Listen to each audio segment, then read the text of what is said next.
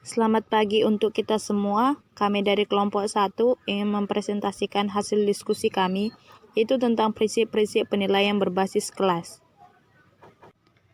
Penilaian berbasis kelas merupakan suatu proses pengumpulan, pelaporan, dan penggunaan informasi tentang hasil belajar siswa dengan menerapkan prinsip-prinsip penilaian berkelanjutan, otentik, akurat, dan konsisten dalam kegiatan pembelajaran di bawah kewenangan guru di dalam kelas.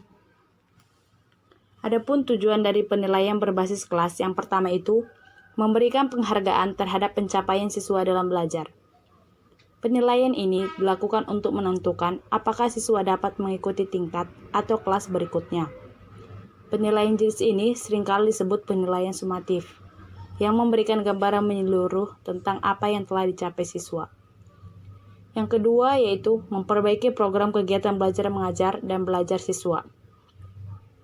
Penilaian untuk tujuan ini digunakan untuk melihat apakah siswa sudah mengetahui, memahami, dan terampil pada suatu pembiasaan pembelajaran. Penilaian ini sering disebut penilaian formatif, yang bermanfaat untuk mendapatkan informasi tentang kegiatan belajar mengajar.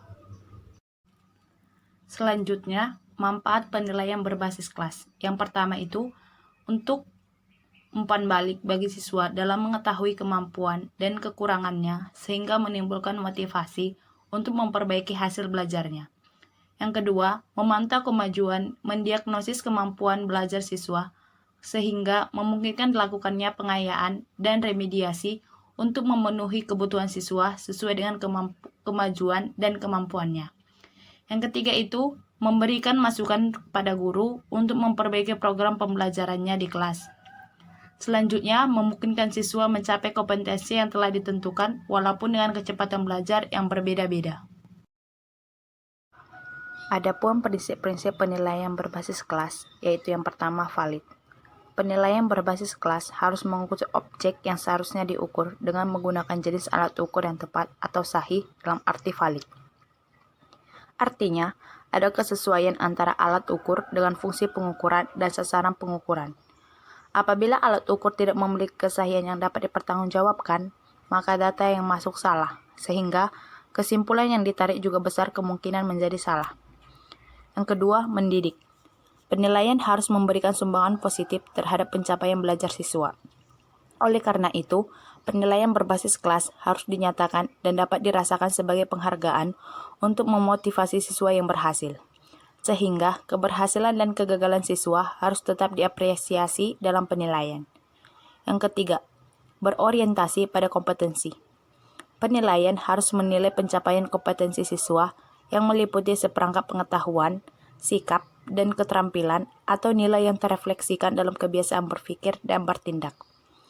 Yang keempat, adil dan objektif. Penilaian harus mempertimbangkan rasa keadilan dan objektivitas siswa, tanpa membeda-bedakan jenis kelamin, latar belakang budaya, dan berbagai hal yang memberikan kontribusi pada pembelajaran. Sebab, ketidakadilan dalam penilaian dapat menyebabkan menurunnya motivasi belajar siswa, karena merasa dianaktirikan. Yang kelima, terbuka. Kriteria penilaian dan dasar pengambilan keputusan harus jelas dan terbuka bagi semua pihak, tanpa ada rekayasa atau sembunyi-sembunyi yang dapat merugikan semua pihak. Yang keenam, berkesinambungan. Penilaian dilakukan secara terus-menerus atau berkesinambungan dari waktu ke waktu untuk mengetahui secara menyeluruh perkembangan siswa, sehingga kegiatan dan unjuk kerja siswa dapat dipantau melalui penilaian. Yang ketujuh, menyeluruh. Penilaian harus dilakukan secara menyeluruh yang mencakup aspek kognitif, afektif, dan fisikomotor, serta berdasarkan pada strategi dan prosedur penilaian dengan berbagai bukti hasil belajar siswa yang dapat dipertanggungjawabkan kepada semua pihak. Yang kedelapan, bermakna. Penilaian diharapkan mempunyai makna yang signifikan bagi semua pihak. Hasil penelitian hendaknya mencerminkan gambaran yang utuh tentang prestasi siswa yang mengandung informasi keunggulan dan kelemahan, minat dan tingkat penguasaan siswa dan pencapaian kompetensi yang telah diterapkan. Penilaian berbasis kelas memiliki keunggulan, yaitu yang pertama, pencapaian hasil belajar siswa tidak dibandingkan dengan prestasi kelompok.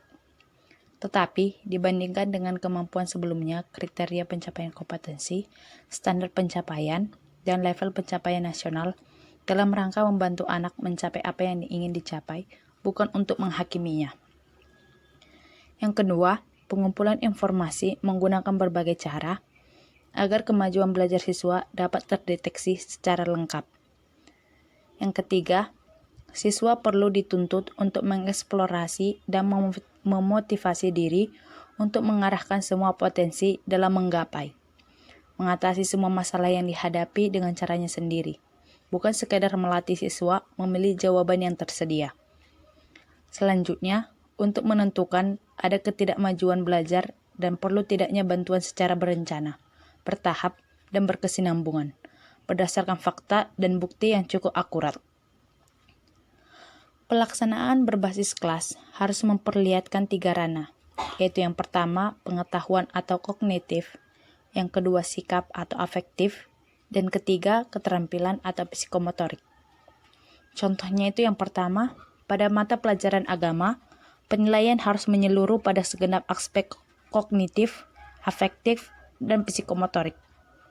Yang kedua, aspek kognitif meliputi seluruh pelajaran.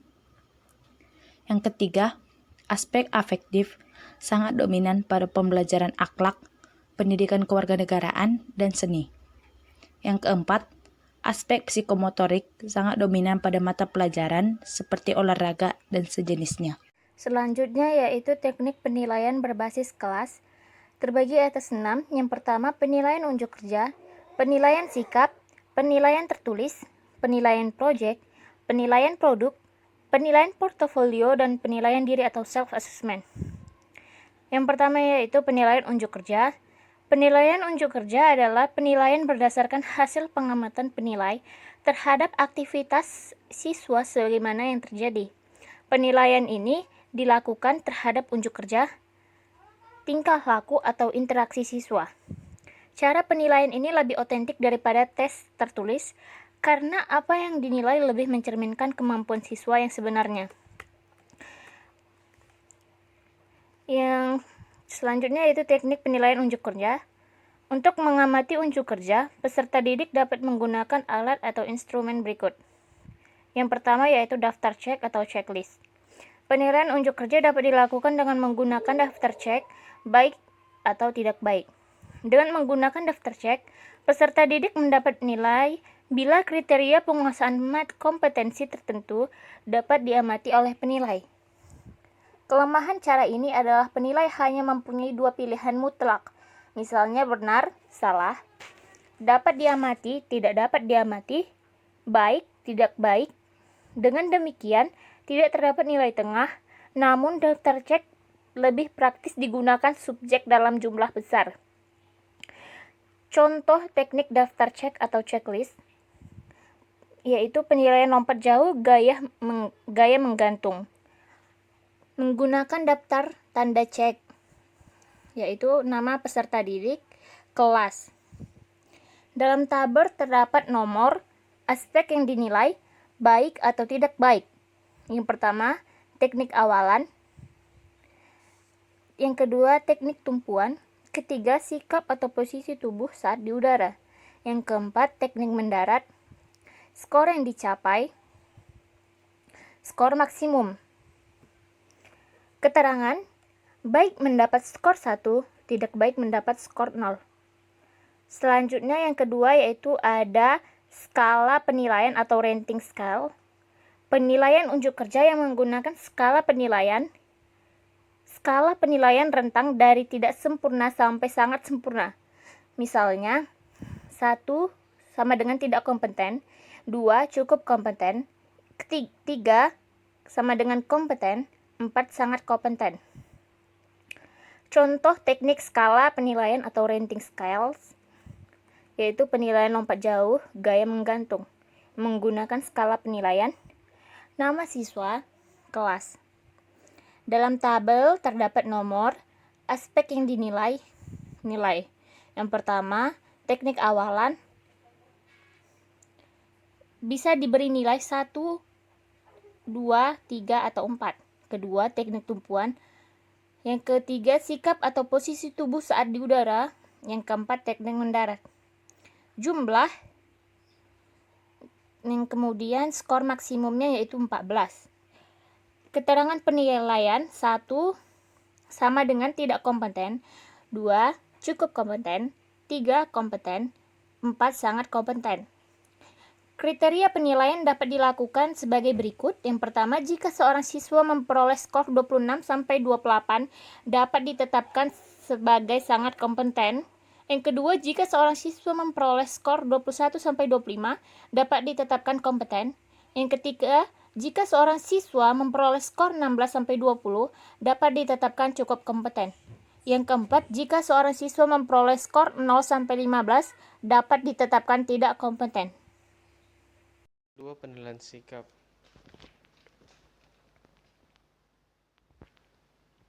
Penilaian sikap adalah penilaian terhadap kecenderungan perilaku peserta didik sebagai hasil didikan, baik di dalam kelas maupun di luar kelas. Penilaian sikap memiliki karakteristik yang berbeda dengan penilaian pengetahuan dan keterampilan, sehingga teknik penilaian yang digunakan juga berbeda. Dalam hal ini, penilaian sikap ditunjukkan untuk mengetahui capaian dan membina perilaku serta budi pekerti peserta didik sesuai butir-butir sikap dalam kompetisi dasar. Jadi pengertian dari penilaian sikap ini adalah penilaian terhadap perilaku dan keyakinan siswa terhadap suatu objek, fenomena, atau masalah. Di dalam penilaian sikap mempunyai 3 teknik, yaitu observasi perilaku. Observasi perilaku ini dilakukan dengan catatan-catatan khusus untuk menilai peserta didik selama di sekolah. Contohnya format penilaian sikap. 2. Pertanyaan langsung. Kita dapat bertanya secara langsung atau yang sering kita sebut wawancara terhadap peserta didik. Kita dapat menanyakan beberapa hal, mungkin itu tentang teknik belajar maupun hasil belajarnya. Contoh dari pertanyaan langsung, bagaimana tanggapan peserta didik tentang kebijakan yang baru diberlakukan di sekolah mengenai peningkatan ketertiban? 3. Laporan pribadi. Kita dapat meminta kepada peserta didik untuk membuat suatu pandangan mereka atau ulasan mereka ke secari kertas untuk melihat bagaimana sih mereka menyikapi suatu objek tersebut. Contoh dari laporan pribadi, menulis pandangannya tentang kerusuhan antar etnis yang terjadi akhir-akhir ini di Indonesia. Teknik penilaian berbasis kelas yang ketiga, penilaian tertulis. Peserta didik diminta untuk mengerjakan sebuah soal yang tertulis, baik soal itu isian ataupun pilihan berganda. 4. Penilaian proyek. Penilaian proyek ini adalah kegiatan penilaian terhadap suatu tugas yang harus diselesaikan dalam periode atau waktu tertentu. Tugas tersebut berupa suatu investigasi sejak dari perencanaan, pengumpulan data, pengorganisasian, pengolahan, dan penyajian data. Manfaat dari penilaian proyek ini, keterampilan menyelidiki secara umum, dapat pemahaman dan pengetahuan dalam bidang tertentu, kemampuan mengaplikasi pengetahuan dalam suatu penyelidikan, kemampuan menginformasikan subjek secara jelas. 5. Penilaian portofolio.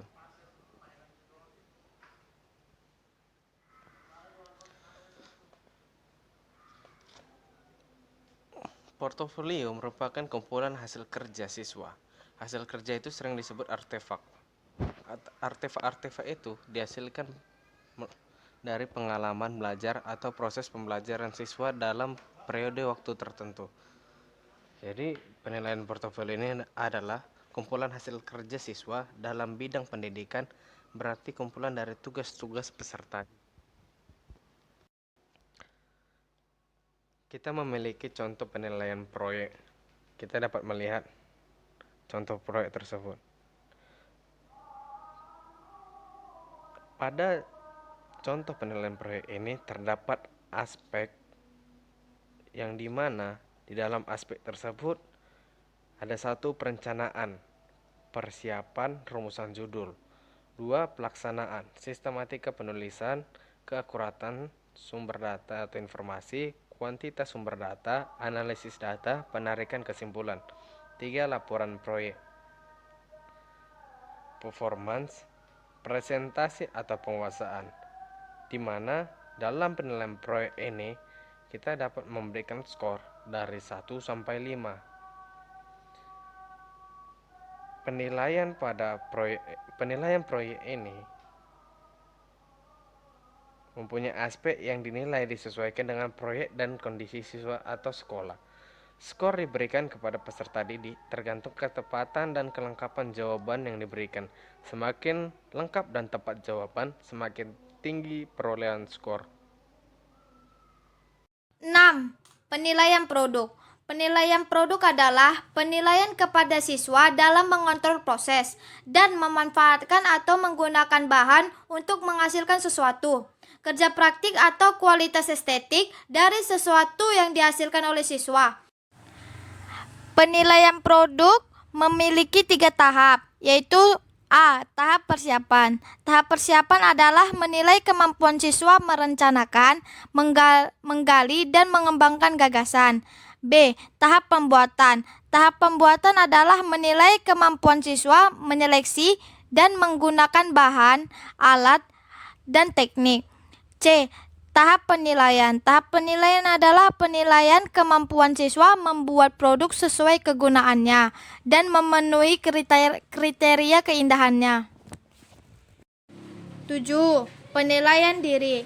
Penilaian diri adalah suatu teknik penilaian di mana subjek yang ingin dinilai diminta untuk menilai dirinya sendiri berkaitan dengan status, proses dan tingkat pencapaian kompetensi yang dipelajarinya dalam mata pelajaran tertentu. Penilaian diri memiliki 3 aspek, yaitu A. Kompetensi kognitif. Kompetensi kognitif misalnya peserta didik dapat diminta untuk menilai penguasaan pengetahuan dan keterampilan berpikir sebagai hasil belajar dalam mata pelajaran tertentu berdasarkan kriteria atau acuan yang telah disiapkan. B. Kompetensi afektif. Kompetensi afektif misalnya peserta didik dapat diminta untuk membuat tulisan yang memuat curahan perasaannya terhadap suatu objek sikap tertentu. Selanjutnya peserta didik akan diminta untuk melakukan penilaian berdasarkan kriteria atau acuan yang telah disiapkan. C. Kompetensi psikomotorik. Kompetensi psikomotorik memiliki kompetensi psikomotorik misalnya peserta didik dapat diminta untuk menilai kecakapan atau keterampilan yang telah dikuasainya sebagai hasil belajar berdasarkan kriteria atau acuan yang telah disiapkan. Kita dapat melihat contoh penilaian produk tersebut. Pada contoh penilaian produk ini, terdapat aspek yang dimana di dalam aspek tersebut ada 1. Perencanaan bahan, 2. Proses pembuatan. Proses pembuatan terbagi menjadi 3, yaitu A. Persiapan alat dan bahan, B. Teknik pengolahan, C. K3 atau keamanan, keselamatan, dan kebersihan. 3. Hasil produk. Hasil produk terbagi menjadi 5, yaitu A. Pembentukan fisik, B. Bahan, C. Warna, D. Pewangi, dan E. Kebaruan. Di mana dalam penilaian produk ini, aspek yang dinilai disesuaikan dengan jenis produk yang dibuat. Skor diberi tergantung dari ketepatan dan kelengkapan jawaban yang diberi. Semakin lengkap dan tepat jawaban, semakin tinggi perolehan skor. Kita dapat melihat contoh penilaian diri tersebut. Pada contoh penilaian diri ini, terdapat aspek yang di mana di dalam aspek tersebut ada aljabar. Aljabar terbagi menjadi 4, yaitu menggunakan aturan pangkat, menggunakan aturan akar, menggunakan aturan logaritma, dan memanipulasi aljabar. Di mana dalam penilaian diri ini, guru menyarankan kepada peserta didik untuk menyatakan secara jujur sesuai kemampuan yang dimilikinya, karena tidak berpengaruh terhadap nilai akhir, hanya bertujuan untuk memperbaiki proses pembelajaran.